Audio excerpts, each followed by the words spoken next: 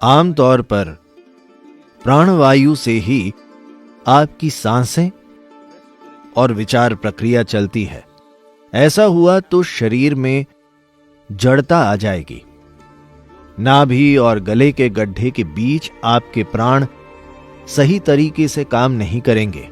आपकी सांसें, विचार प्रक्रिया और सूंघने की शक्ति कम हो जाएगी। एक जीवंत इंसान बनने के लिए ये तीनों बहुत जरूरी हैं।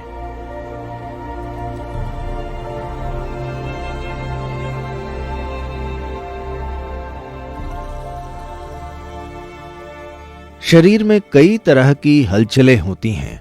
सभी इसे कुछ हद तक जानते हैं।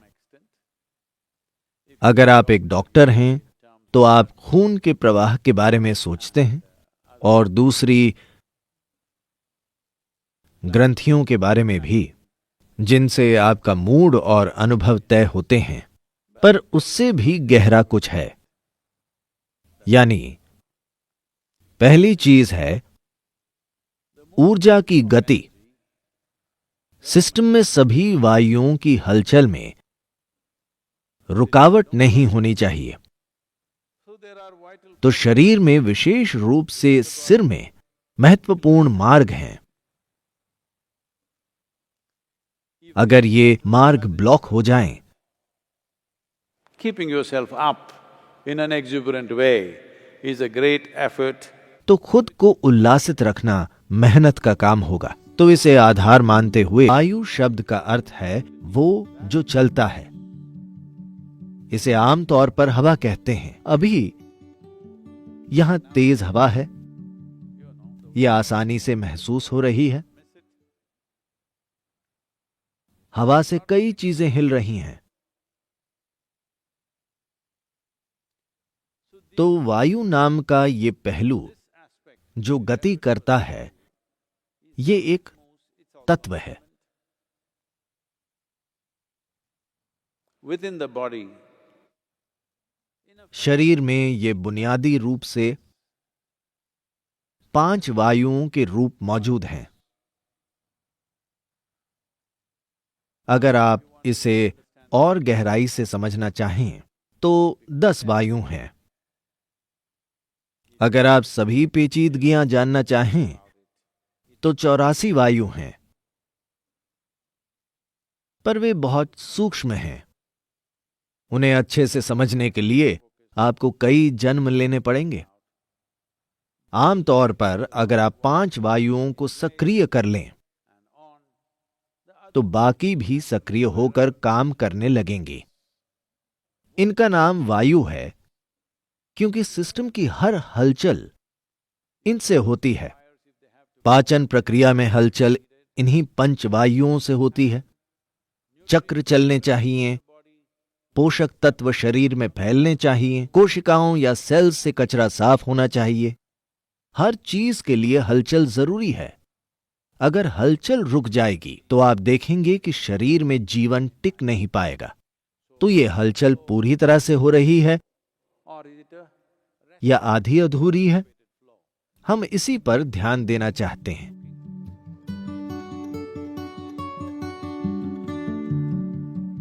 सांस लेने का सही तरीका क्या है? आप बच्चों को देखिए। आप पाएंगे कि सोते समय बच्चों की सांसें काफी हद तक गले के गड्ढे से नाभि के बीच होती हैं। उसका पेट नहीं फूलता, बस यहां से यहां तक, यहां नहीं। बड़ी उम्र के कुछ लोग शायद पूरे पेट से सांस लेने लगे हों। ऐसा होगा तो शरीर में जड़ता आ जाएगी।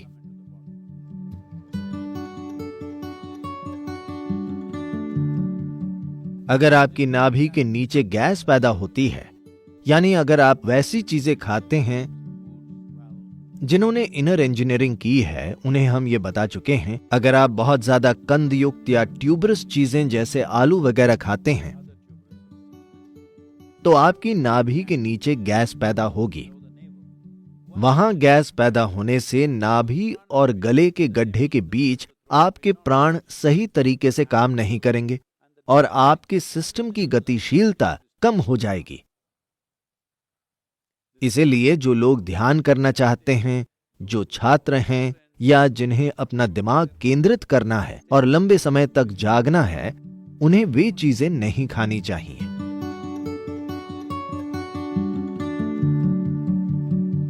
आज दुनिया भर में ऐसा हो रहा है, जैसे जैसे दुनिया के लोग या मूर्ख सोचते हैं कि वे ज्यादा से ज्यादा आधुनिक हो रहे हैं, उनका भोजन उतना ही पुराना होता जा रहा है।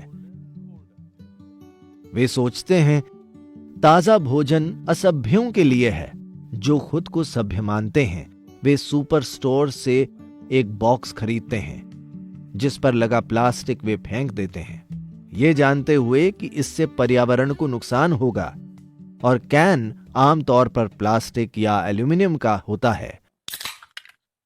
वे उसे माइक्रोवेव में गर्म करते हैं, जो खाने से पहले एक और गलती है। ये शायद कम से कम 3 महीने पुराना हो। नहीं, वो रेफ्रिजरेटर में था, उसमें प्रिजर्वेटिव हैं ताकि वो भोजन खराब ना हो। ये दोहरी भूल है। अब योग परंपरा में आपको हर पकी हुई चीज ज्यादा से ज्यादा 1.5 घंटे में खा लेनी चाहिए। कुछ चीजों के लिए 4 घंटे तक ठीक है, उसके बाद नहीं खाना चाहिए। वो चाहे जितना भी स्वादिष्ट या अच्छा हो, उसे छूना नहीं चाहिए, क्योंकि उससे सिस्टम में गैस बनेगी। गैस बस केवल पेट में ही नहीं है, जो आप आसानी से महसूस कर सकते हैं, पर आपके सिस्टम में वायु बनेगी जो आपकी प्राण वायु के खिलाफ काम करेगी।